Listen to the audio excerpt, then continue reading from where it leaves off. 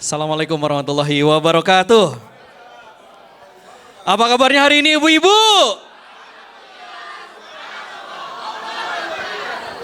Saya sapanya ibu-ibu kok. Kan judul lagunya juga ibu.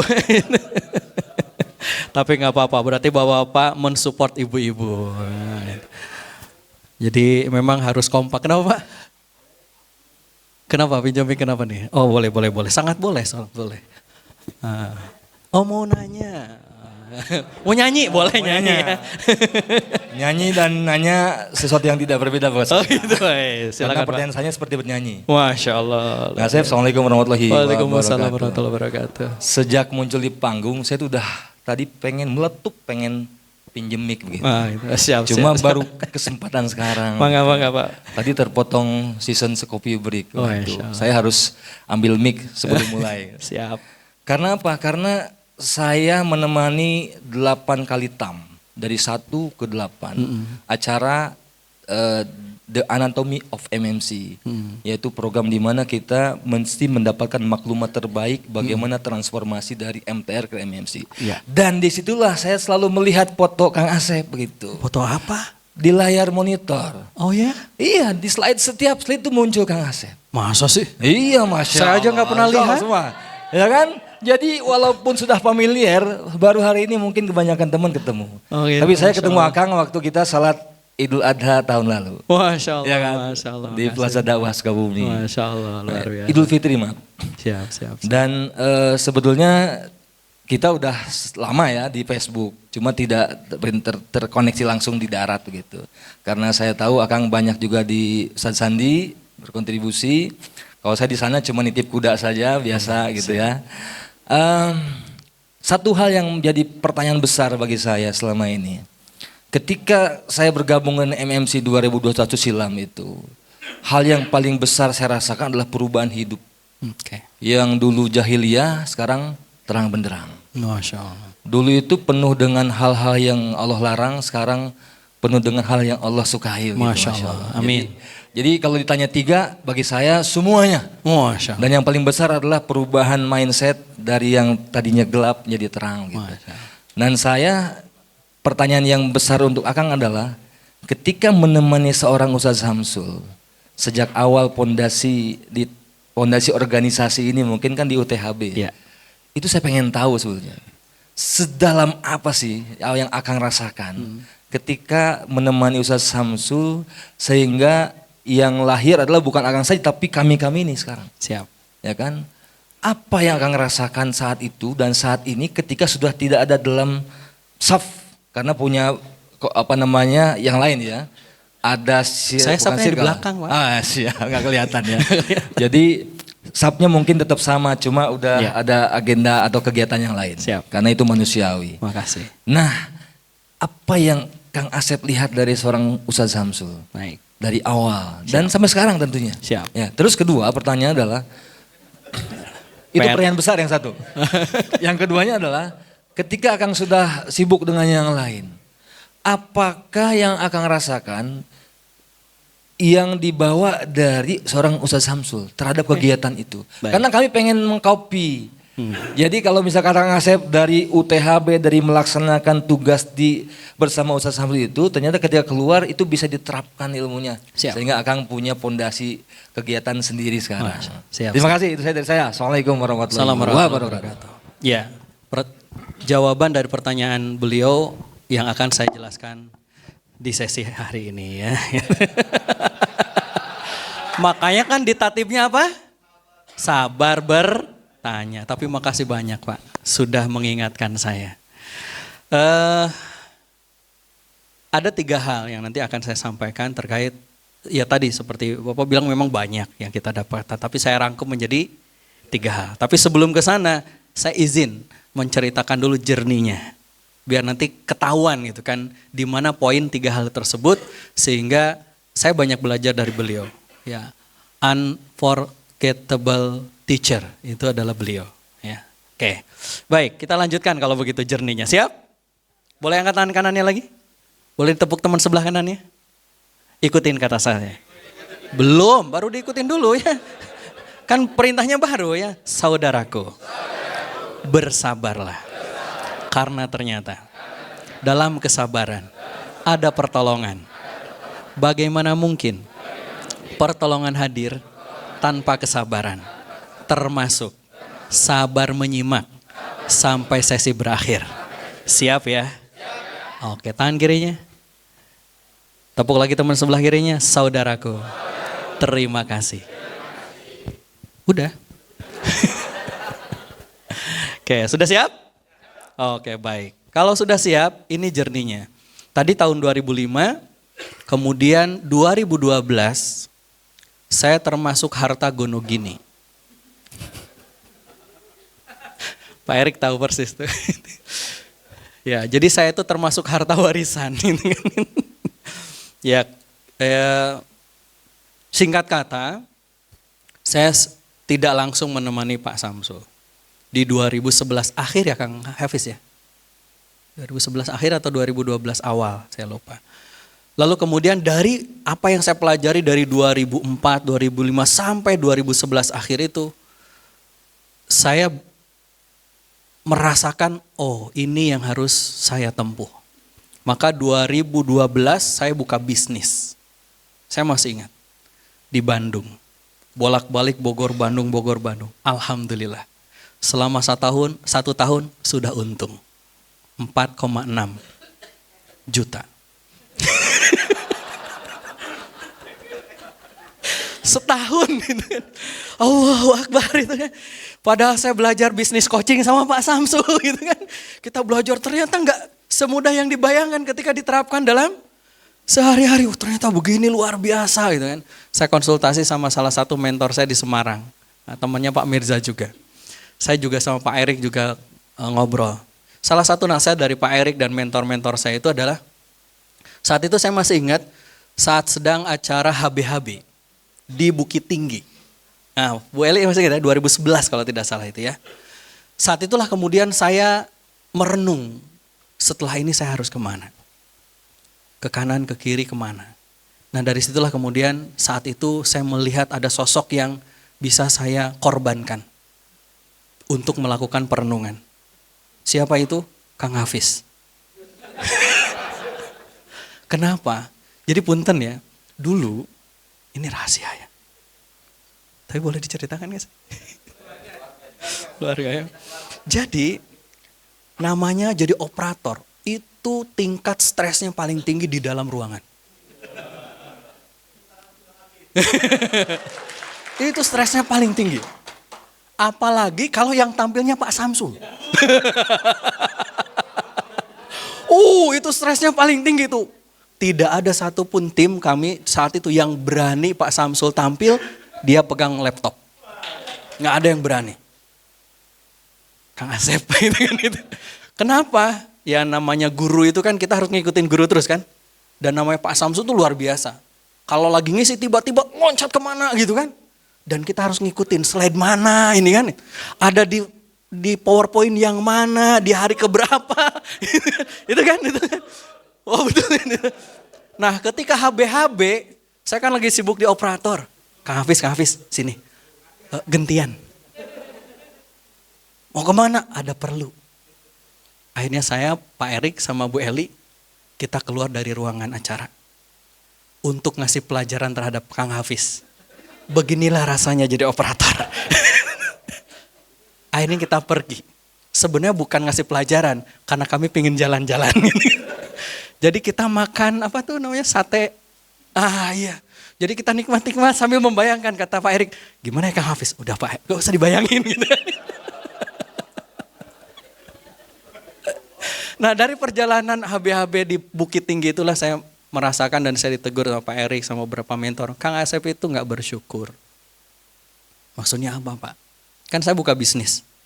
Bisnisnya bisnis busana muslim. Kang Asep itu gak bersyukur. Kenapa gitu Pak? Kang Asep itu powerfulnya bukan di kantor. Tapi di atas panggung. Kenapa setahun ini gak lakukan?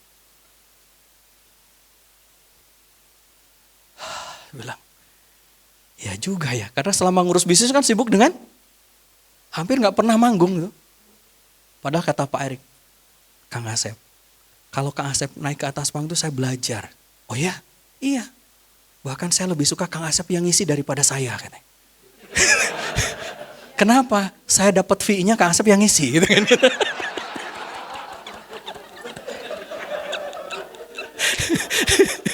Mana Pak Erik? Mana Pak Erik? Itu kalau bisa Kang Asep aja yang ngisi gitu kan. Di UTHB Pekanbaru juga begitu gitu. Pak Erik sering ceritanya begitu. Tapi saya menunaikan tugas. Tugasnya itu betul tadi yang disampaikan oleh Kang Doni. Saya mengevaluasi para master. Saya bukan berarti bisa, tapi komentator. Pak Erik harusnya tadi ketika slide ini bridgingnya ini. Tangan Pak Erik itu harusnya begini. Nulisnya kayak gini, jangan blocking dan sebagainya. Itu tugas saya kepada seluruh para fasilitator. Termasuk membagi jadwal, ngasih, ini Pak Erik nanti sesinya ini ya. Pak Erik itu paling hobi itu sesi nasib. Atas garis, bawah garis. Itu hobinya Pak Erik. Gitu. Tentang nasib itu kan. Itu hobinya Pak Erik. Kayak dikasih yang lain gak mau. Ini aja Kang Asep gitu kan. Gitu. Pak Mirza itu biasanya tangan surga dan neraka gitu kan. Gitu. Itu Pak Mirza gitu kan. Masing-masing punya passionnya luar biasa. Tapi saya sebagai pembantu para fasilitator, saya harus mempush up. Pak Erik nanti sesi ini, Pak Mirza sesi ini. Walaupun agak berat. Ngasep jangan dong. Belum pernah. Tapi dari situ, oh iya mungkin itulah yang Allah ingin berikan kepada saya. Saya mungkin tidak bisa banyak hal teknis dalam urusan bisnis, tapi saya lebih diberikan Allah kemampuan dalam berbicara. Maka 2012 saya coba belajar. Belajar kepada guru yang lain. Biar apa? Hasanahnya luas. Saya belajar fondasinya dari Pak Samsul. Saya nggak ngerti kenapa materinya ini, kenapa nggak ngerti. Di anatomi saat itu belum tuntas tuh kan gitu kan. Iya kan? Kenapa harus ada tatib? Kenapa ketika sesi pertama asumsi dasar? Kenapa harus ada sesi why do you come here? Kenapa harus ada sesi nasib? Kenapa? Saya nggak ngerti. Pokoknya keren banget, betul nggak? Pertanyaan, kenapa sesi itu ada?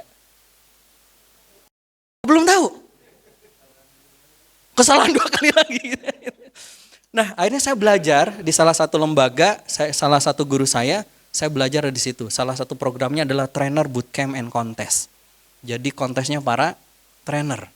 Saat itu saya belum jadi trainer kan? Saya baru lepas dari tugas sebagai operator, saya sebagai pendamping para trainer. Nggak apa-apa lah, saya punya pendamping para trainer. Tapi yang saya dapatkan dari situ akhirnya, oh iya ternyata apa yang disampaikan Pak Samsul itu ini teorinya. Kenapa harus ada why do you come here? Kenapa harus ada tata tertib? Oh begini polanya. Makanya kemudian saya coba rangkum, oh gitu. Jadi Pak Samsul itu ingin kita itu belajar gitu loh. Jangan hanya suapin terus. Pak Samsul nggak mau begitu. Pak Samsul kasih, pelajari, cari dari manapun. Sampai saya ketika menemani Pak Samsul di bandara itu, saya kan manggilnya Mas dulu. Mas, kok kepikiran sih bikin materi ini? Kepikiran sih bikin materi kayak gini? Kepikiran sih bikin kayak gini? Dari mana tuh inspirasinya? Dari mana ilmunya? Sini Sep, diajak sama Pak Samsul. Di bandara itu ada toko buku, namanya apa? Periplus. Sini, cari buku terbaru dari luar negeri. Nih, baca, jadikan materi. Kan ini materi orang lain. Orang Indonesia itu nggak suka baca. Ya sudah jadiin materi. Cari inspirasinya, dapatkan inspirasinya, jadi materi. Oh ya juga ya. Jadi begitu luar biasa beliau itu. Jadi tidak ingin Pak Samsul kita dicokokin semuanya, pretelin, kita yang harus mikir. Gitu Pak. Ya. Jadi akhirnya tahun 2012 saya ikut Trainer Bootcamp and Contest.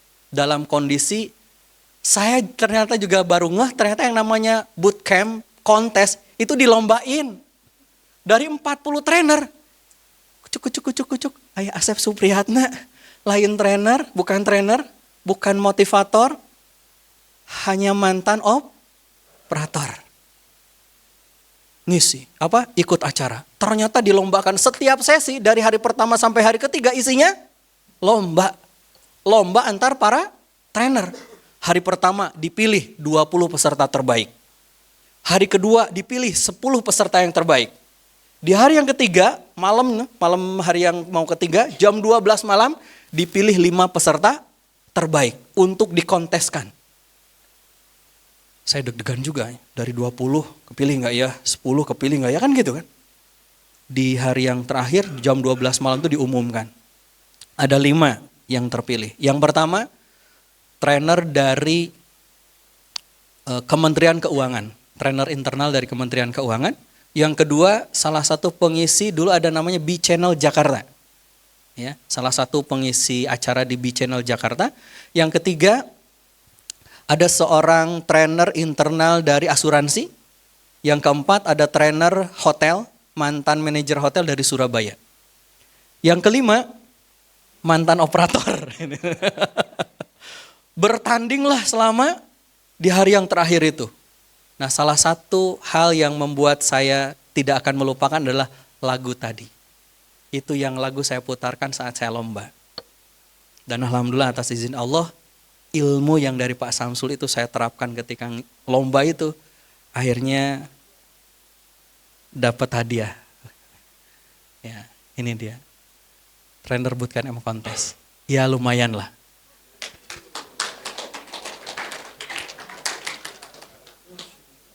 Syaratnya itu saya nggak boleh membawakan materinya Pak Samsul. Jadi harus bikin materi sendiri. Itu stres semalaman. Tapi dari situlah kemudian ternyata asik juga ya bikin materi, asik juga bikin modul, asik juga ngomong di atas panggung. Dari situlah kemudian kewajiban saya untuk menyebarkan kepada orang lain. Di tahun 2013 akhirnya saya mendirikan komunitas untuk membimbing para trainer-trainer muda. Free. Tapi kalau nggak hadir, bayar. Nah, salah satu pesertanya adalah ada Kang Sandi, ada Kang Luki, Kang Ivan itu yang pemilik Cinta Quran, ada Kang Rizky Irawan, Kang Angga, ada Kang Ramli, dan saya. Kang Hafiz itu nggak lulus. Dulu daftar tapi nggak pernah hadir. Gitu. Akhirnya numpuk gitu kan. Ya udah nggak usah ikut deh. Gitu kan, gitu. Saya lupa Kang Hafiz daftar nggak sih dulu? Oh nggak ada. Kan, itu. Nah kemudian 2015 saya bikin namanya Move On. Ini menjadi cikal bakal program-program saya setelahnya. Kang Sandi juga gabung sebelum sibuk sekarang bikin pesantren yatim. Ya, Kang Ivan juga sebelum sibuk ngurusin Cinta Quran dan lain sebagainya. Tapi saya seneng nemanin anak-anak muda ini. Gitu. Nemenin mereka, bantu mereka, dampingin mereka. Untuk bisa mendelivery konten itu bisa lebih powerful. Dasarnya dari mana? Ya dari Pak Samsul tentunya. Gitu. Jadi unforgettable teacher. Ya. Nah kemudian 2017 barulah kemudian saya bikin yang lebih spesifik di Art of Dakwah. Angkatan yang kedua. Itu juga sama. Membantu para anak-anak muda karena tim saya itu komunitas ini banyaknya anak-anak muda, saya aja yang paling sepuh, biar bisa terus, harapannya kan kita itu ketika punya ilmu ingin disebarkan kan begitu. Cuma sayang kadang kita itu punya keterbatasan dalam menyampaikan, itu saja sebenarnya. Barulah kemudian tahun 2020 bikin online. Jadi pandemi itu bagi saya itu berkah.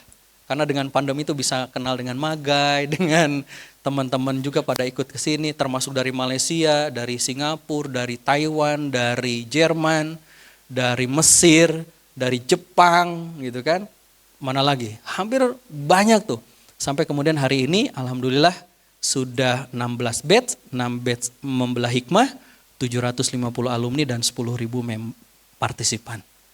Jadi berkahnya dari apa? Ilmu yang disampaikan oleh Pak Samsul. Jadi saya nggak akan berani nyebut mantan guru. Gitu. Tetap beliau adalah guru saya. Kalau tadi misalkan beda soft, sama. Softnya saya di belakang. Gitu. Saya mah dengan anak-anak muda. Ini kan udah pada sepuh semua ya.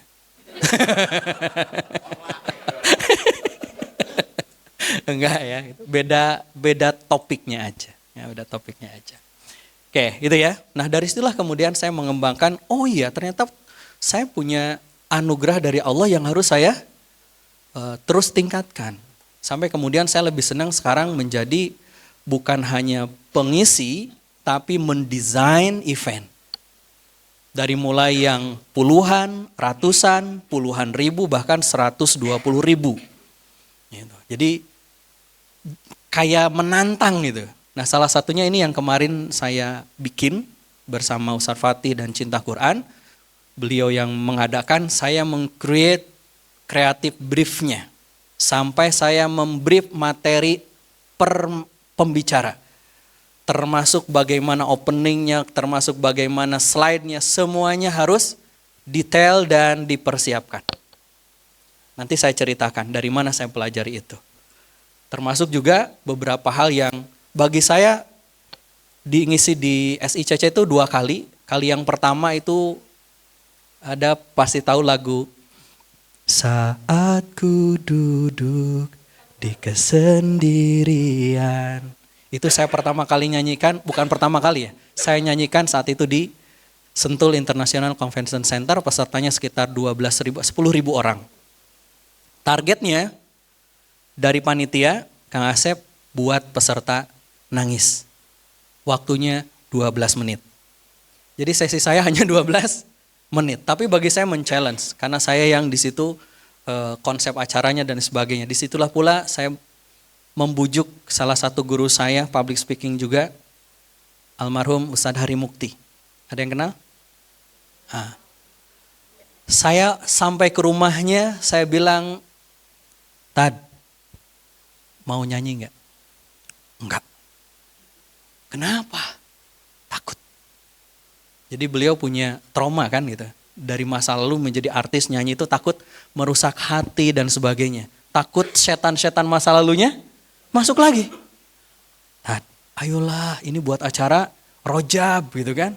Ayo dong gitu. Enggak berani. Tapi saya bujuk sampai kemudian saya tahu ustadznya Ustadz Hari Mukti siapa.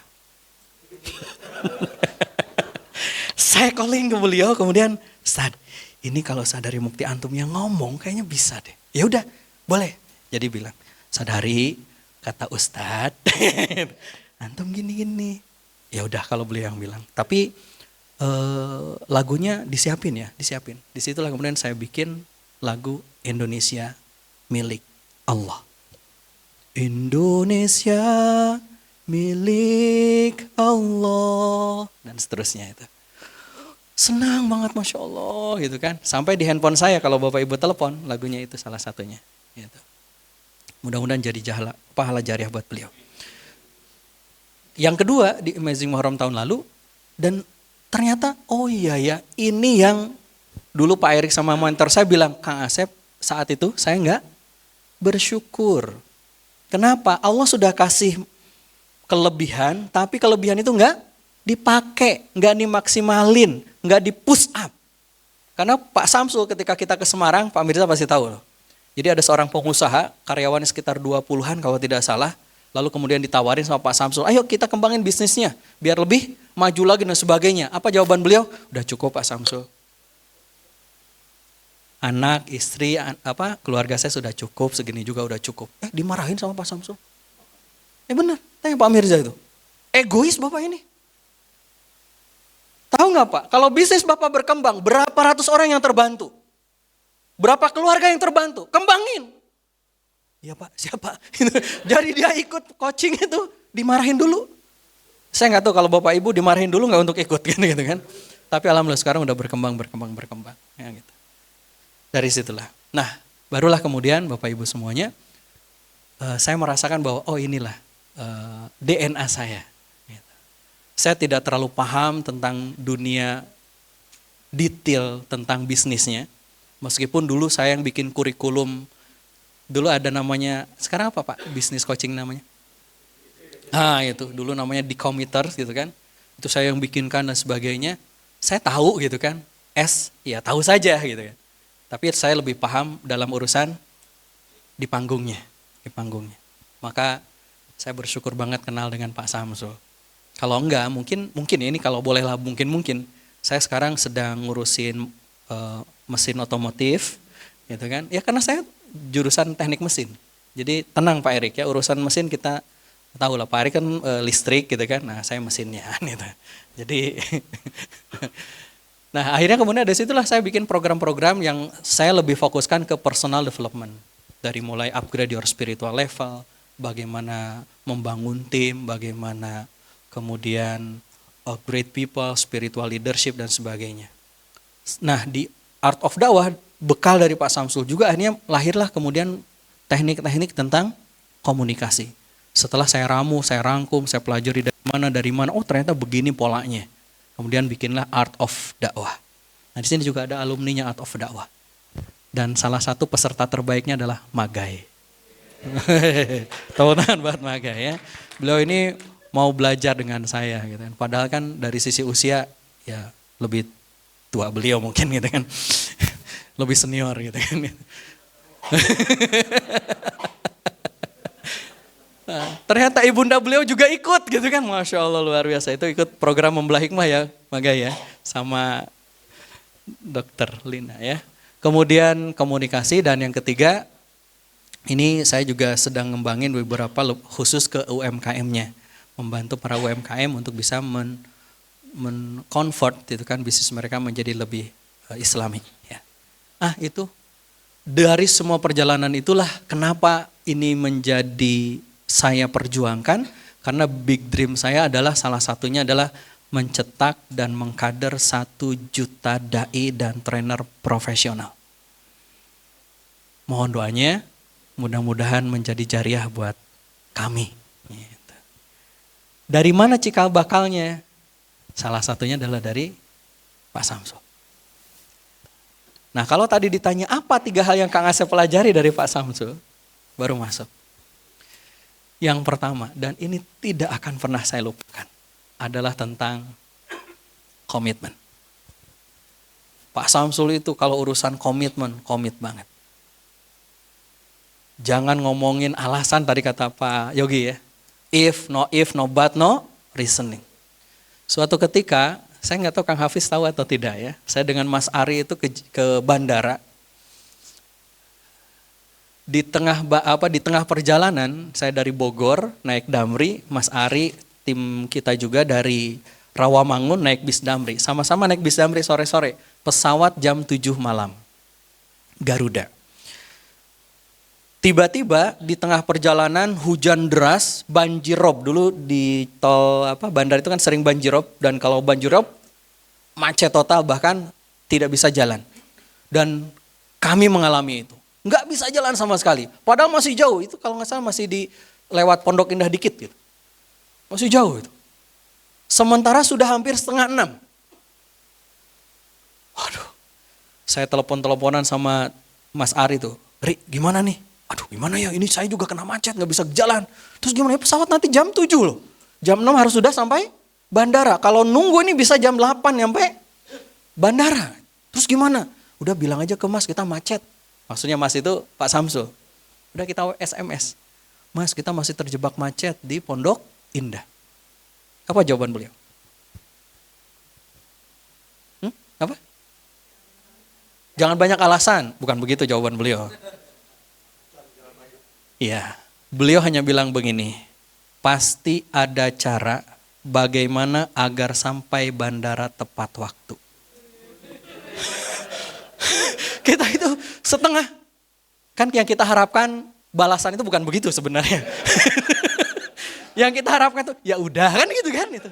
Gimana lagi gitu kan? Sabar kan begitu kan? Tapi di luar ekspektasi kita jawaban Pak Samsul, pasti ada cara bagaimana agar sampai bandara tepat waktu. Saya telepon, Ri gimana nih? Ya gimana tuh? Akhirnya Pak, dari Damri itu saya izin ke Pak Sopir boleh turun di sini nggak? Boleh, ada apa gitu Mas? Mau apa terlambat? Saya bawa tas gendong, laptop, kemudian saya bawa koper mic, kemudian saya bawa tas koper berisi perlengkapan training, naik ojek dari Pondok Indah ke bandara. Sampai ketika ketemu dengan tukang ojek, Pak, ojek. Oh iya mas, mau kemana? Bandara. Hah, yang benar? Iya Pak, bandara, nggak bohong Pak, benar Pak. Iya, berapa? Bingung dia juga. Dulu kan belum ada ojek online ya gitu. 50.000 nggak apa-apa. Dulu 50.000 padahal dulu gede banget itu kan. Udah kita naik ojek hujan-hujanan, bawa tas, bawa ini. Itu nggak apa-apa lewat kampung Pak. Ya nggak apa-apa. Yang penting sampai bandara sebelum jam 7. Bener, sampai bandara setengah 7. Alhamdulillah. Datanglah keterangan. Garuda Indonesia turunan Jogja delay 2 jam.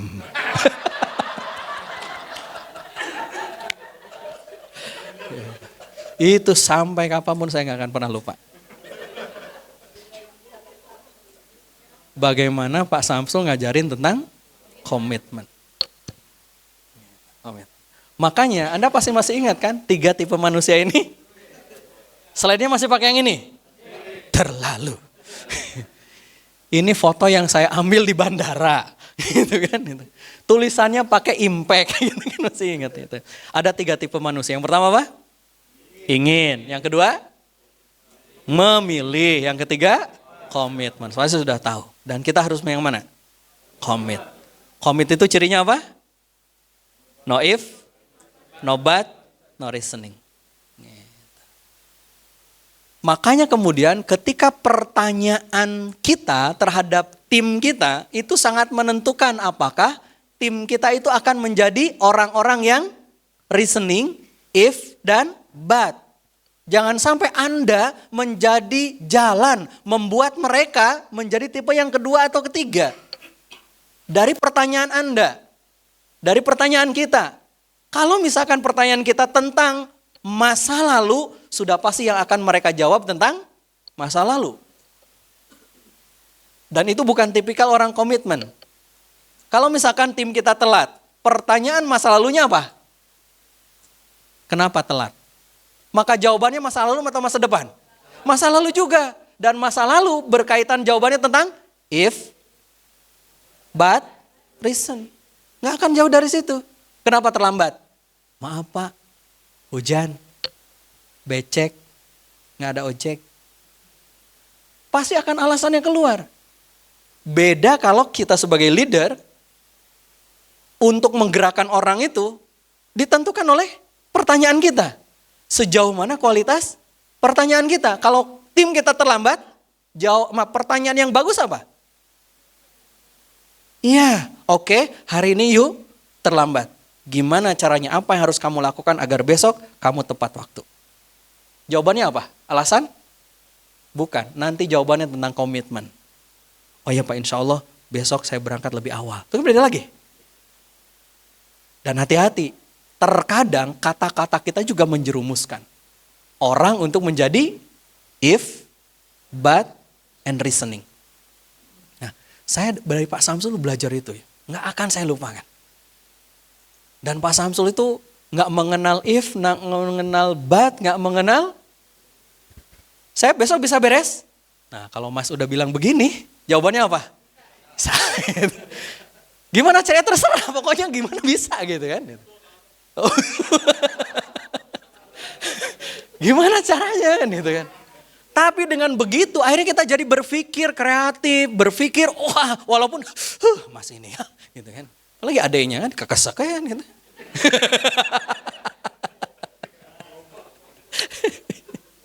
Itu.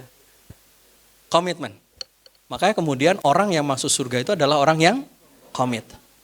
Dalam bahasa Al-Quran, wal asr, innal insana lafi khusr. Imam Asy-Syafi'i mengatakan, lau anna, andaikan kata Imam Syafi'i, Allah itu tidak menurunkan hujjah illa hadhihi surah. Kecuali surah ini, kata Imam Syafi'i, lakafathum. Itu sudah cukup. Jadi surah Al-Asr itu, kata Imam Syafi'i, seandainya Allah tidak menurunkan ayat yang lain, surah yang lain, hanya menurunkan surah ini, lakafathum. Itu sudah cukup. Kenapa? Karena disinilah kuncinya. Wal asr, demi masa, waktu. Innal insana lafi khusr, rugi semuanya. Illa, kecuali yang pertama, alladzina amanu, orang-orang yang beriman.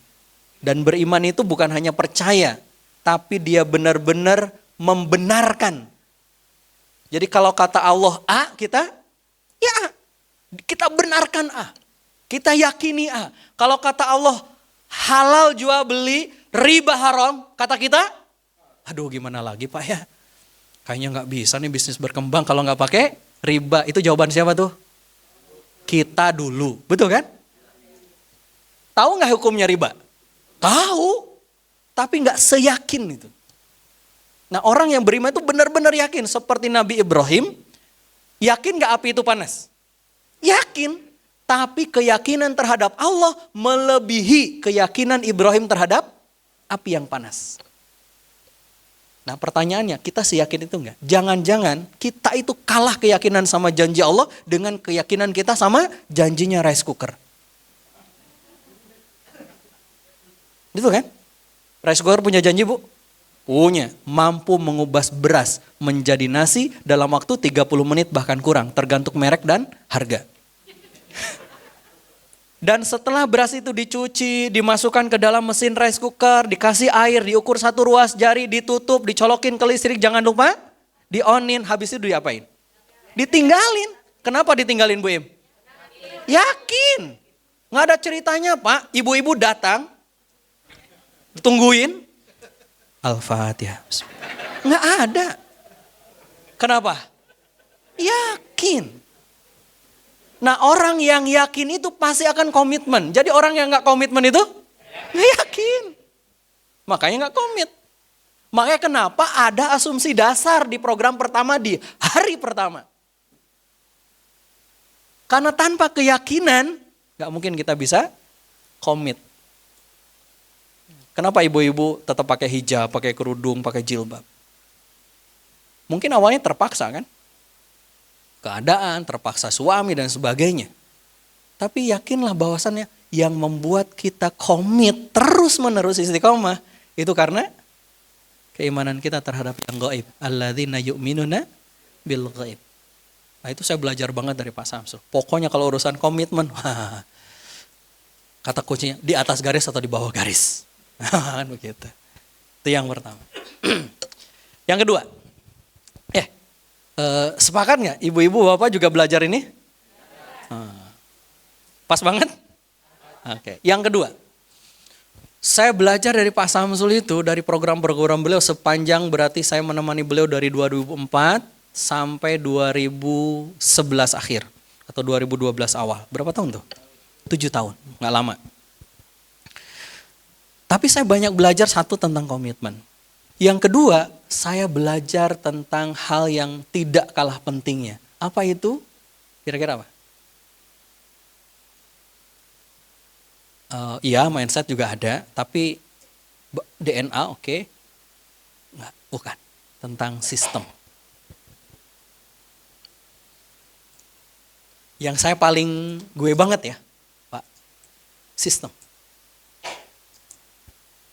Makanya tadi pertanyaannya, kenapa kok bisa melahirkan bukan hanya Kang Asep tapi karena sistem. Nah, sistem. Termasuk kenapa perubahan yang bisa menghadirkan yang revolusioner itu bukan perubahan yang parsial tapi perubahan sistemik. Karena memang berawal dari situ. Ingat loh kalau misalkan yang diajarkan Pak Samsul dulu, saya nggak tahu Bapak Ibu, Pak Erik ngajarin juga atau enggak. Kalau ngajarin, alhamdulillah berarti lulus Pak Erik.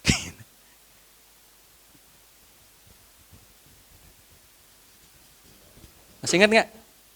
Ditopang oleh berapa hal? 2. Satu apa? People. Yang kedua apa? System. Nah itu.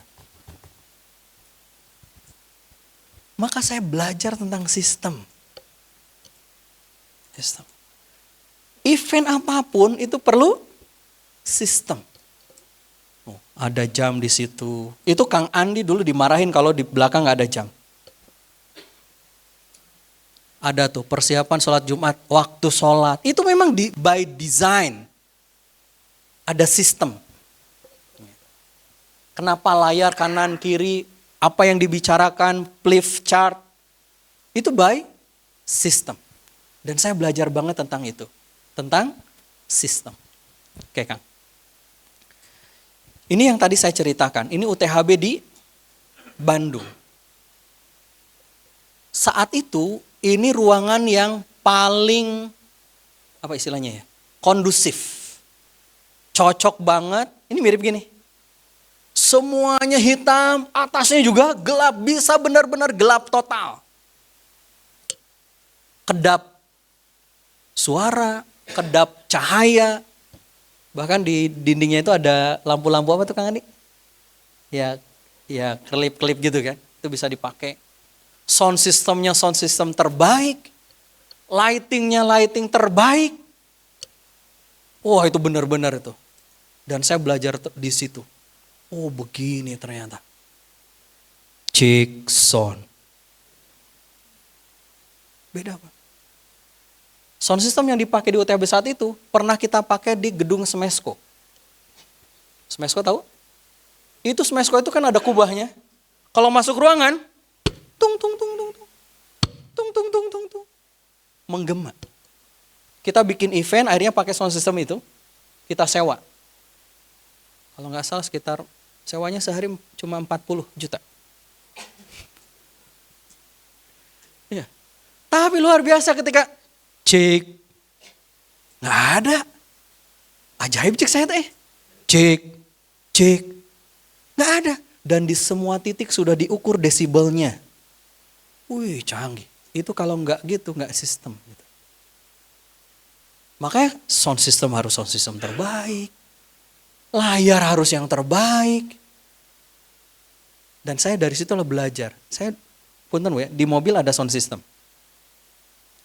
Tadi ke situ bawa mic, ya Kang Hafiz tuh apa? Bawa kabel sendiri.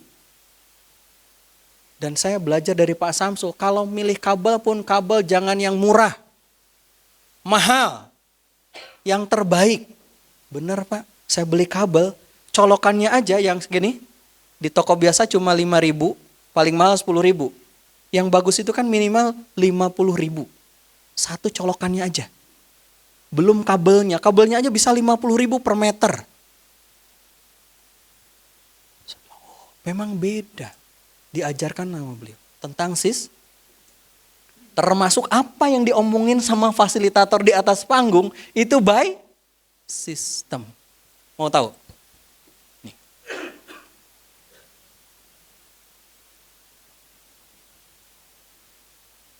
Jadi apa yang disampaikan oleh para fasilitator di atas panggung itu by system. Saya yang bikinin skripnya. Assalamualaikum warahmatullahi wabarakatuh. Nih lihat nih. Tunggu sejenak, perhatikan jawaban dari peserta. Apa kabar pagi ini Bapak Ibu? Katanya sudah siap jadi umat terbaik. Kok nggak kompak ya? Saya ulangi ya, apa kabar hari ini? Mas, si sama nih, mau yang luar biasa? Baru diajarin, alhamdulillahnya kenapa, luar biasa kenapa. Jadi kalau Anda nggak diajarin, keluar dari sistem. Iya, karena itu skrip tatib di hari pertama. Mengajarkan apa kabar. Jadi kalau Anda nggak diajarin, siapa yang menyampaikan tatibnya? Itu sudah melakukan bid'ah. Dan saya nulis skrip. Yang Anda ikutin apa? BUBB ya? Apa? MBUBB. Itu 3 hari. Pak Mirza itu membaca skrip surga dan neraka. Itu saya tuliskan semuanya, pretelinnya. Nasib, semua tulisin gitu kan. Coba gimana saya nggak hafal materinya? Jadi saya tahu Pak Mirza salah gitu kan. Kenapa? Karena saya yang nulisnya kok. Gitu. Kenapa? Karena memang Pak Samsul ngajarin tentang sistem. Ada SOP, ada ini. Pak Erik tahu persis itu dulu. Ketika jadi event manajemennya di Pekanbaru. Bikin agenda training itu ada SOP-nya. Marketingnya begini, dulu belum ada sosial media ya. Spanduk harus sekian, itu by system. Nah ini yang ngurusin sistem SOP ada lagi namanya Mas Ari Purwanto. Nah, beliau lebih lebih banyak ngurusin itu. Saya lebih ngurusin tentang konten. Sampai bisa dipahami? Termasuk di skrip yang materinya ada gambar slide-nya, penjelasannya ini, responnya apa, waktunya berapa. Gitu. Makanya wajar kalau ikutan mahal. Karena bikinnya juga mahal. Jangan gratisan terus. Gitu. Setuju? Iya. Gitu. Sampai di sini bisa dipahami? Maka sekarang coba ketika kita mau melakukan apa? By system. Dan itu yang saya pelajari dari Pak Samsul. Saya di AOD juga begitu. Memang nggak mudah. Nggak mudah. Tapi bisa diperjuangkan. Insya Allah. Oke, itu yang kedua. Yang ketiga. Karena harus merangkum dari jadi 3, yang lain-lainnya bukan saya abaikan, ya. Tapi itu menjadi enrichment. Tapi yang utama itu 3 ini. 1 tentang komitmen, 2 tentang sistem. Yang ketiga, ini yang diajarkan Pak Samsul kepada kami, para tim, termasuk juga Pak Erik, para fasilitator dari dulu. Apa itu? Kira-kira? Ya. Tentang bertumbuh. Growth. Belajar. Learn. Apa tuh di ahli surga? Learn, grow, and fun. Itu saya ngetikin. Kami adalah. Itu kan.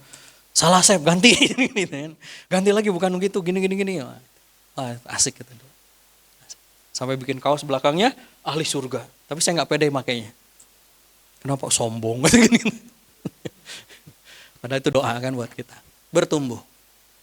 Kenapa? Itulah yang saya rasakan bahwa iya ya, andai. Ini kalau boleh berandai-andai ya. Saya tetap mengurusin bisnis kerudung itu. Yang itu bukan passion saya. Yang itu bukan kekuatan saya. Ya bisa berhasil nggak? Bisa. Insya Allah bisa. Tapi tentu saya tidak mensyukuri apa yang sudah Allah kasih. Jadi Anda itu termasuk tidak bersyukur kalau Allah berikan kekuatan, kemampuan, tapi gak dimaksimalin. Nah, cara memaksimalinnya adalah dengan belajar. Dan Pak Samsul, punten ya, untuk investasi leher ke atasnya, wah, Anda jangan tanya. Kalau saya masih belajarnya di level Indonesia, beliau nggak mau. Internasional dong. Gurunya, trainer di Indonesia siapa? Kejar. Itu Pak Samsul. Jadi kalau Anda, Pak Erik, nah ini izin saya tampilkan fotonya. Nanti, kenapa kita harus terus bertumbuh? Karena ternyata dunia hari ini mengalami era yang sudah disampaikan oleh baginda Nabi 14 abad yang lalu. Ahabul bilad ilallahi masajiduha. Negeri yang paling dicintai oleh Allah tempatnya itu apa? Masjid-masjidnya. Dan yang paling dibenci apa? Pasarnya. Dan saya mengambil ibrah dari ayat ini bahwa oh iya ya, memang dari dulu Nabi sudah menggambarkan antara Islam dengan kapitalis itu akan terus. Pertanyaannya, hari ini kaum muslimin lebih senang ke pasar atau ke masjid? Ngapain ke pasar? Coba pertanyaannya, punten mohon maaf. Lebih nyaman di pasar atau di masjid? Toiletnya lebih harum di pasar atau di masjid? Di mall? Sound systemnya lebih merdu di mana? Mall atau masjid? Masjid. Iya kan? Yang toa itu kan, yang kadang gitu kan. Ngek gitu kan. Itu saya kalau sewa sound system sekali ngejuik 500.000. Saya kurangin gitu kan. Saya nggak mau bayar gitu. Apalagi yang sekarang 1 juta sekali gitu kan. Makanya dia benar-benar hati-hati gitu. Nggak boleh ada, itu pelanggaran gitu. Kalau ada ngejuik kan gitu kan. Nah dari situlah kemudian kenapa kaum muslimin hari ini saudara-saudara kita lebih banyak di peradaban pasar. Kenapa?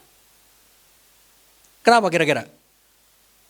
Anda ada di mana? Peradaban pasar atau masjid? Yakin? Anda hidup Anda sekarang? Diri Anda? Hah? Diri Anda? Iya kalau lingkungan mungkin. Diri Andanya? Mau di mana? Pingin di mana? Sekarang siap di situ? Memperjuangkan itu? Pertanyaannya, kenapa masih banyak yang di sana? Oke, ya kenapa mereka di sana terus sekarang? Hah? Oh, apalagi? Kenapa mereka lebih senang ke sana daripada ke masjid? Oh, lebih menarik. Terus? Nyaman. Oh, apalagi? Oh, lebih adem. Bisa belanja. Oh, lebih kuat. Sesuai nafsu. Nyalahin nafsu itu kan.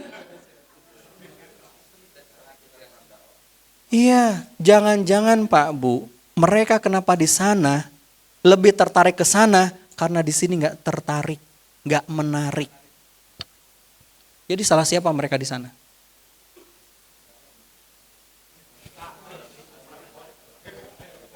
Ya kan? Ya kan?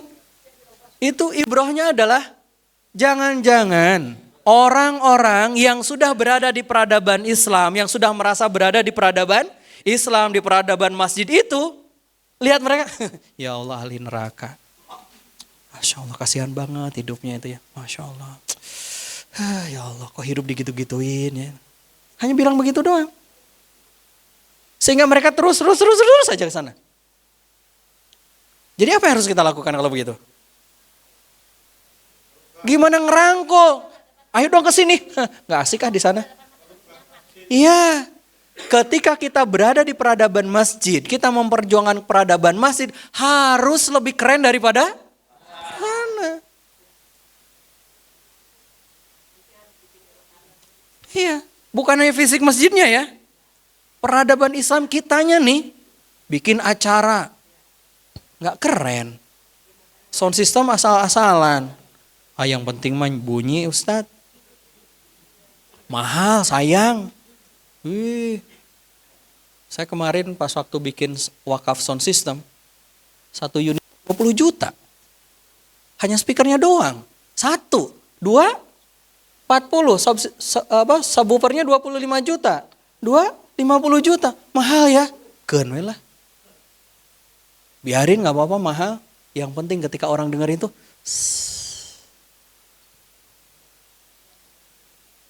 kalau kata guru saya, kalau urusan dakwah itu harusnya yang terbaik. Jadi kalau acara kenapa kita acaranya keren-keren, ya inilah kita, gitu loh. Betul gak? Setuju? Acara kita keren-keren? Siap? Gitu. Maka harus bertumbuh. Makanya ketika dulu Pak Samsul bikin program itu dan luar biasa. Itu yang lain mah gak ada yang kayak gitu. Pengajian biasa aja, sound system biasa aja. Kita tuh yang stres. Kata Pak Samsul, pesertanya berapa Sep? 500. Oke, kalau 500 standar kita 1000 watt per 100 peserta. Tanya Kang Andi, betul kan Kang Andi? 1000 watt per 100 peserta. Jadi kalau ada 500 orang, 5000 watt minimal. Layar, ukurannya sekian per sekian orang. Lumennya sekian ribu. Ada di SOP-nya tuh, itu sistem.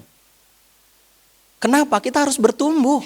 Jangan sampai, punten ya, mungkin hari ini orang lain jauh lebih hebat lagi. Lebih, apa lagi? Kemarin aja, ini nanti yang Agustus itu, saya tadinya mau pakai video mapping. Pas dihitung-hitung, 350 juta. Hanya untuk 1 hari. Saya bilang, lumayan ya. Untung ada Ibu Im itu kan. Wah, siap nih ya. Ternyata, tapi saya bilang, ayolah gitu. LED dan sebagainya. Nanti juga Kang Andi boleh lah, gantilah ini udah gak zaman. LED dong, udah gak perlu pakai infocus. Kalaupun pakai infokus, yang di sini infokusnya Kang Andi. Nembaknya ke atas. Grow, bro, grow.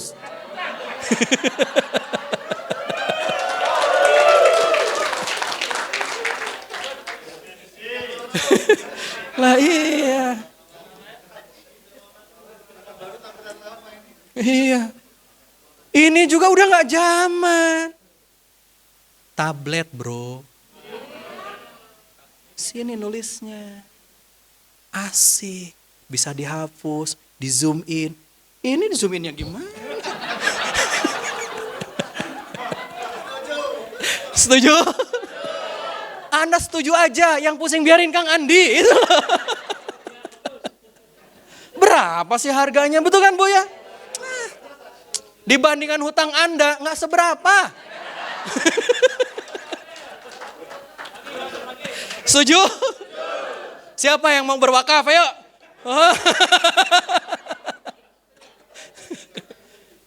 Infokus dari bawah itu cuma 25 juta sampai 50 juta.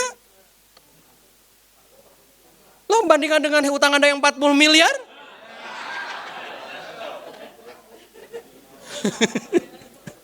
Kok tahu Kang Asep? Growth. Saya juga bikin event begitu, Pak. Kalau bikin event sekarang begini, tahun depan nggak boleh sama. Saya harus bikin yang beda. Saya harus bikin yang lain. Saya harus bikin sesuatu yang something new. Udah bukan zamannya lagi kita kekeh petekeh. You know kekeh. Ayo bertumbuh kan begitu kan itu. Cari cara baru, strategi baru, desain baru gitu. Jadi kalau Kang Hafiz masih pakai slide saya 2005 ditatip, terlalu. Tampil beda. Gitu Kang Hafiz ya. Siap bro? Gitu. Gampang mendesain itu, bisa pakai WA. Bisa desain slide. Tinggal WA, Kang Andi tolong buatin slide-nya. Beres. Berapa sih gitu. Nih Kang Andi, ya nih buat tim di belakang. Seberat apapun pekerjaan, akan terasa ringan ketika dikerjakan orang lain.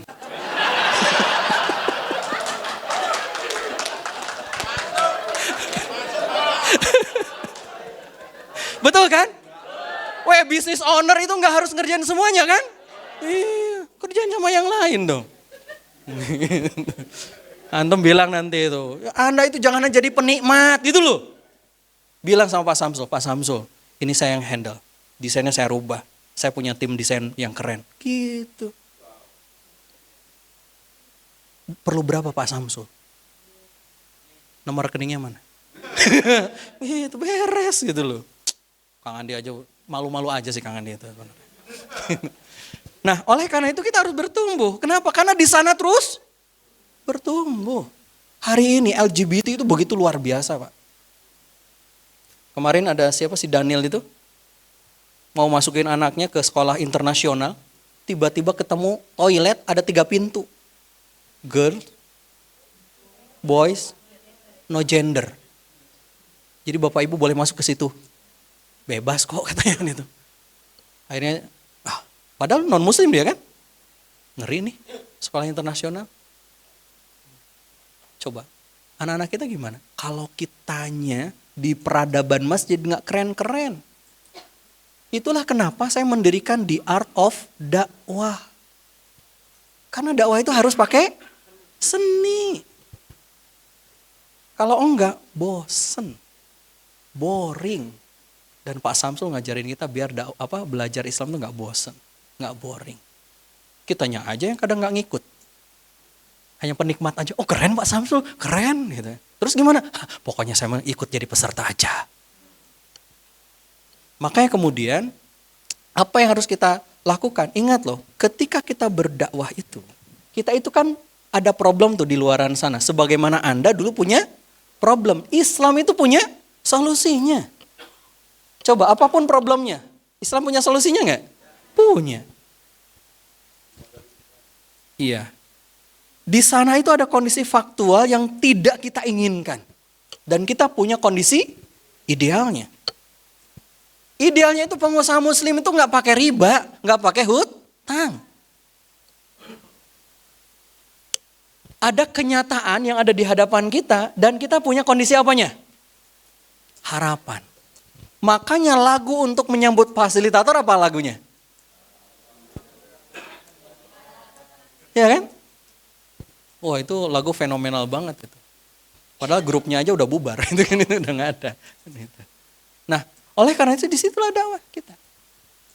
Jadi jangan sampai kemudian ketika kita belajar bukan hanya sekedar kita grow-nya diri kita saja, tapi bagaimana orang lain juga bisa grow. Itu Pak. Ya. Nah, disitulah kemudian PSDS-nya juga berlaku dalam dakwah. Sebagaimana judul kita nih, menggerakkan orang tanpa bagi-bagi uang. Karena hari ini orang untuk bisa bergerak harus dikasih uang. Dengan apa? Dengan dakwah. Dengan dakwah. Makanya kalau kita bisa lihat nih, ada 10 skill yang harus kita kuasai di tahun 2025. Ternyata ada satu poin di situ yang berkaitan dengan dakwah. Poin mana itu? Ya. Poin mana tentang dakwah? Problem solving. 10. Reasoning problem solving.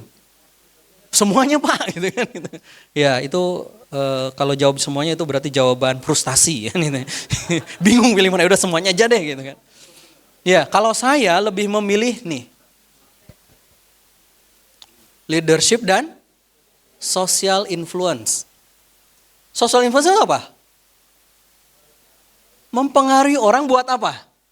Bergerak, berubah. Gitu. Makanya kemudian Bapak Ibu, ketika kita belajar bukan hanya sekedar tentang diri kita kan gitu. Bertumbuh itu tentang apa yang kita dapatkan, kita pelajari, lalu apa yang kita rasakan itu kita juga pingin itu orang lain juga merasakan apa yang kita rasakan. Dan itu nggak mungkin kalau tidak punya kekuatan social influence. Dan kalau kata siapa tuh yang gurunya leadership dunia itu? John Maxwell. Leadership itu apa? All about influence. Pengaruh. Jadi Anda disebut menjadi pemimpin yang keren, sosok sebagai seorang leader, itu ketika apa? Bisa mempengaruhi orang lain. Walaupun nanti ada penjabaran, ada self leadership dan sebagainya. Tapi intinya adalah influence, pengaruh. Nah sekarang kira-kira nih pengaruh kita sudah seberapa besar? Karena kondisinya ada 4, Pak Bu. Ada orang yang tidak peduli dan tidak berpengaruh. Ada nggak orang kayak gini?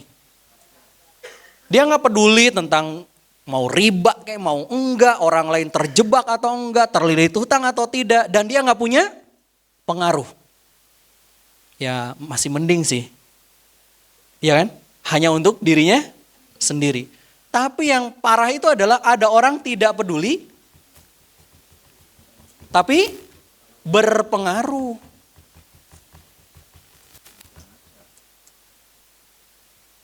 Sudahlah dia pakai riba, ngajak orang untuk pakai riba. Jadi Anda itu sedang tarik-tarikan sama pejuang riba gitu loh.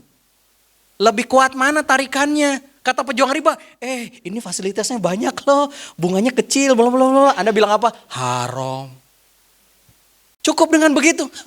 Ngobrol dengan si itu mah gak asik, dikit-dikit haram, dikit-dikit haram.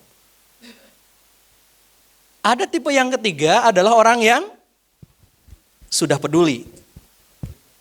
Sudah tercerahkan. Betul. Dia peduli tapi tidak berpengaruh.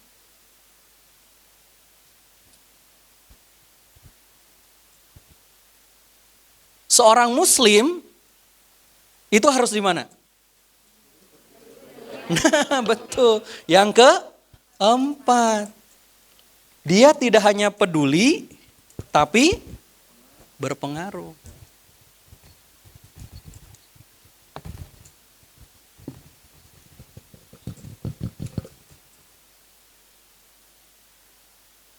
Kenapa nulisnya dari sebelah kiri, dari sebelah kanan? Flip chart.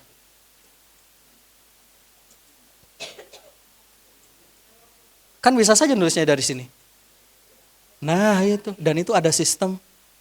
Itu dulu kalau misalkan ada master trainer atau fasilitator nulisnya begini, itu pasti di belakang, gitu. Blocking Pak. Dan ketika berputar, kan ke sini. Saya pernah berputarnya begini. Ya barusan. Itu kan didesain gitu, didesain. Bisa dipahami sampai sini? Jadi yang keempat, dia peduli dan dia punya pengaruh. Pengaruh untuk apa? Bergerak. Bukan hanya berubah.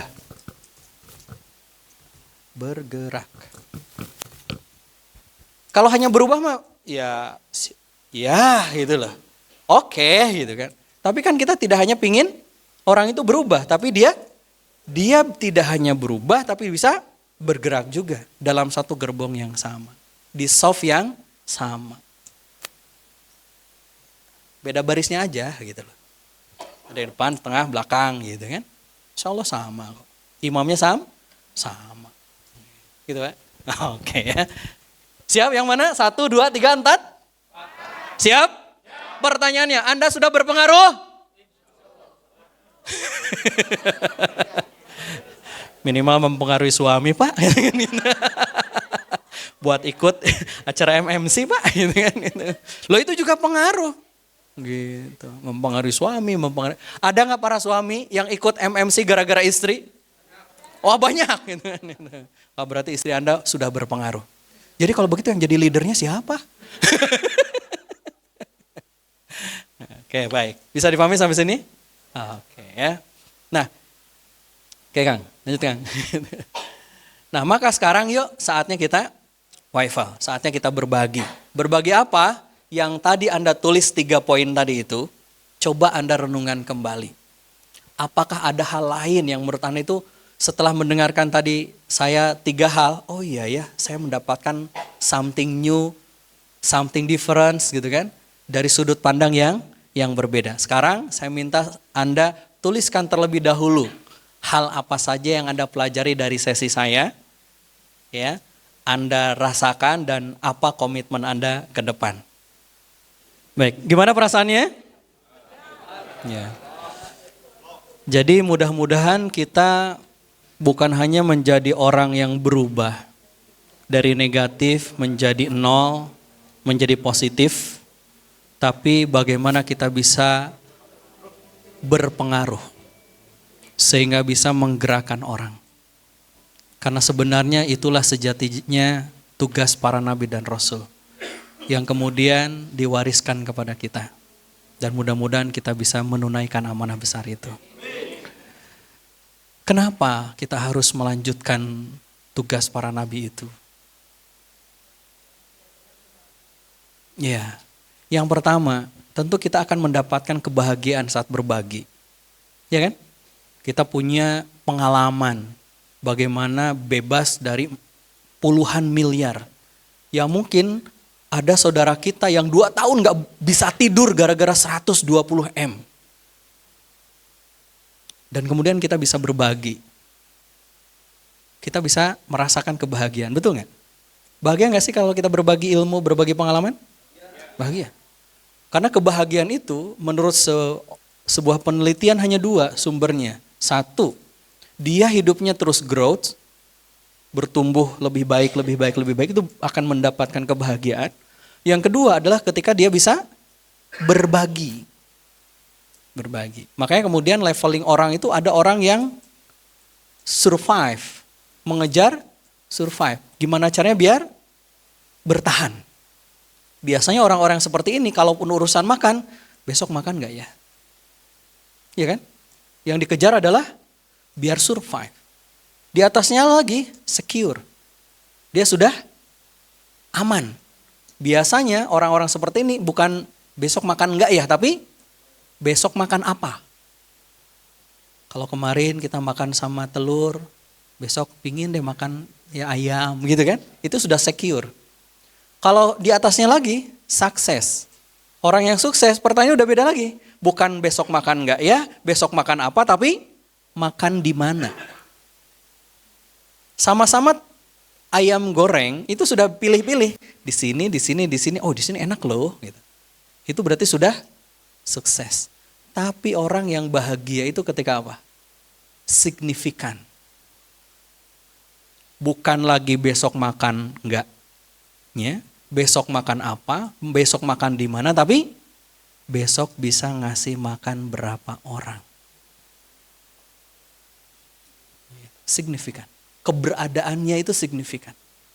Dan itulah dakwah sebenarnya. Ketika kita dakwah, kita ada kebahagiaan berbagi.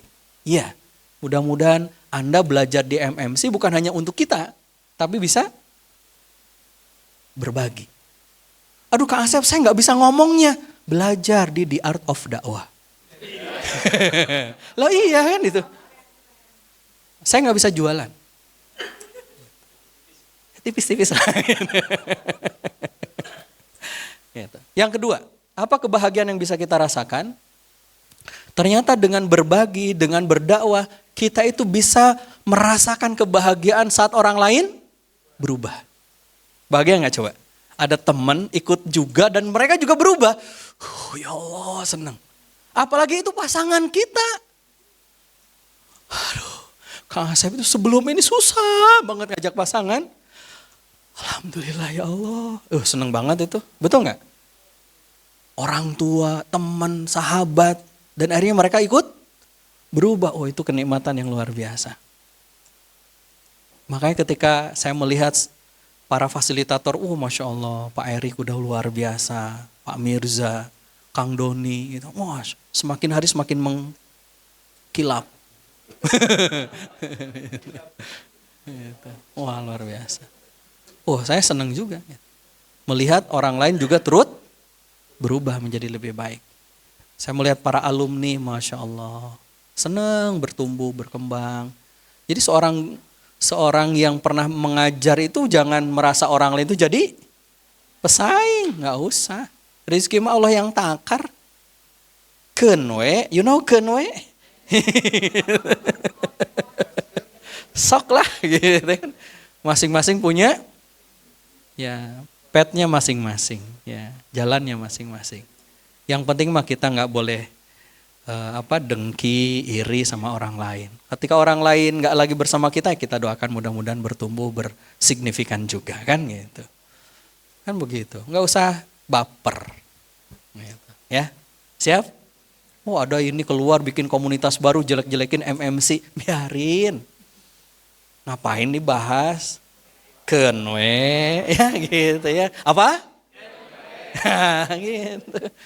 Yang penting mah kita bisa bermanfaat bagi banyak orang. Kan dia jelek-jelekin kita Kang Asep. Kenwe, itu urusan dia sama Allah. Urusan kita kalau dijelekin, alhamdulillah makasih. Mudah-mudahan jadi perbaikan juga buat saya. Beres. Setuju gak? Itu gak usah baper lah gitu kan. Apalagi kita sesama muslim, kan begitu. Tapi kan itu nggak usah pakai tapi. Kan ingat tuh, no if, no but. Aduh Ustaz. Tapi kan lama-kelamaan saya tempelin ini telunjuk gitu kan. Apa kebahagiaan ketika kita berdakwah yang lain? Selain tadi kita bahagia dalam berbagi, bahagia melihat orang lain berubah, bahagia apa lagi? Kebahagiaan apa lagi? Sebelum ke sana.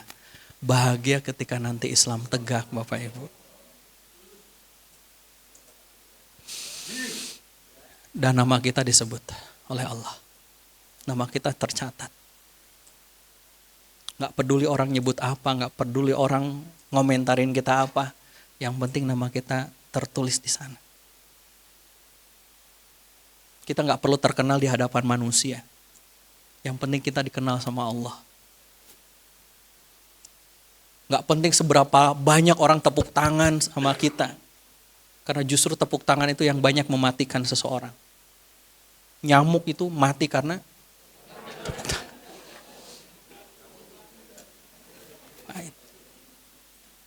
Dulu saya termasuk orang yang ada sedikit rasa bangga saat peserta. Sekarang, wah, buat apa?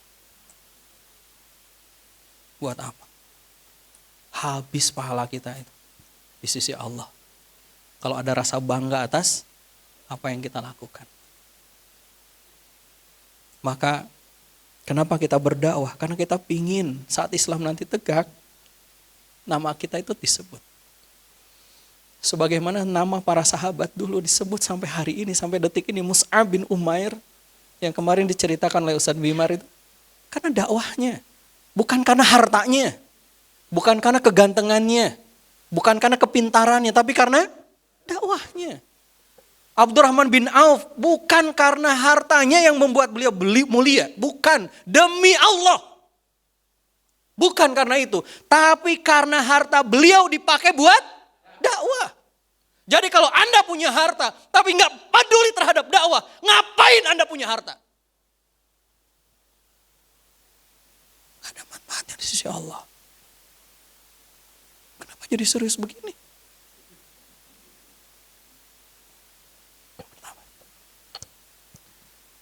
Dan ada yang lebih dari itu Bapak Ibu sekalian.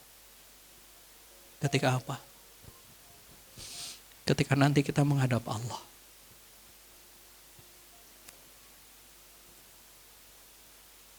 Allah berfirman kepada kita. Wahai fulan, apa yang telah engkau lakukan selama di dunia sehingga aku pantas memasukkan dirimu ke dalam surgaku? Lalu kita bisa menjawab di hadapan Allah. Duhai Allah, ya Rabb, jika engkau ridho, selama aku hidup, aku banyak dosa, aku banyak salah, aku terjerat dengan riba. Miliaran rupiah riba hamba ya Rob. Sementara dosa-dosa riba itu begitu besar di hadapanmu. Tapi alhamdulillah atas izinmu ya Allah, engkau memperkenalkan aku dengan MMC. Engkau memperkenalkanku dengan guru-guru kami sehingga aku sadar. Dan aku tinggalkan semua itu. Lalu aku berdakwah di jalanmu ya Allah. Jika engkau ridho ya Allah, sekecil apapun kontribusi hamba saat itu dalam dakwah, izinkan ya Allah engkau bukakan pintu surga untuk hamba. Lalu kemudian Allah berfirman, duhai hamba-Ku, tugasmu sudah selesai. Irji'i ila rabbiki radiyatan mardiyah. Fadkhuli fi ibadi wadkhuli jannati. Dan kemudian Allah bukakan tabirnya. Dan demi Allah, Pak, saat tabir hijabnya Allah terbuka, kita sudah tidak lagi merindukan surga. Yang kita dambakan, yang begitu indah, sudah tidak ada harganya lagi ketika kita bisa diizinkan oleh Allah memandang wajah Allah. Dan jalan dakwah ini adalah jalan yang bisa mengantarkan kita ke sana. Maka kalau kita hanya ngurusin bebas hutang, bebas riba, ya itu untuk menghapus dosa-dosa kita di masa lalu. Tapi apa bekal kita menghadap Allah? Selain kita berdakwah. Karena pada saat yang sama, argo dosa-dosa investasi terus mengalir kepada kita tiap hari, tiap detik, tiap hari, tiap detik. Dan mudah-mudahan dakwah inilah yang menjadi saksi bahwa kita berada di jalan yang Allah ridhoi. Maka mudah-mudahan Bapak Ibu, ketika kita berdakwah, inilah jalan terbaik kita. Maka tingkatkan terus kemampuan kita dalam berdakwah. Tingkatkan terus agar kita bisa menggerakkan orang. Dan Anda insya Allah sudah di jalan yang benar. Insya Allah. Maka sebagai penutup Bapak Ibu sekalian, Hidup di dunia itu hanya sebentar. Sesaat. Sangat singkat. Sementara waktu berjalan begitu cepat. Maka hidup ini harus next level. Bukan hanya baik, tapi harus memperjuangkan perbaikan. Bukan hanya kebaikan, tapi perbaikan. Menggerakkan orang, mengajak orang untuk juga sadar dan mendekat kepada Allah Subhanahu wa taala. Dan mudah-mudahan itu menjadi legasi hidup kita. Menjadi warisan yang akan kita teruskan turun-temurun kepada anak cucu kita. Dan mudah-mudahan nanti kelak di yaumil akhir kita akan menikmati dalam keabadian, kebahagiaan. Meskipun usia kita berakhir, pahala akan terus mengalir. Terima kasih, mudah-mudahan bermanfaat. Saya undur diri. Terima kasih buat Pak Erik, Pak Samsul dan tim.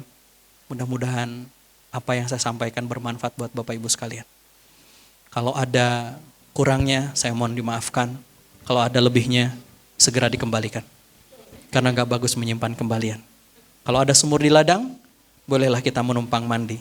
Acaranya sampai malam, jangan lupa segera nanti mandi ya. Terima kasih. Billahi taufik walhidayah, saya Asep Supriyatna, undur diri. Assalamualaikum warahmatullahi wabarakatuh.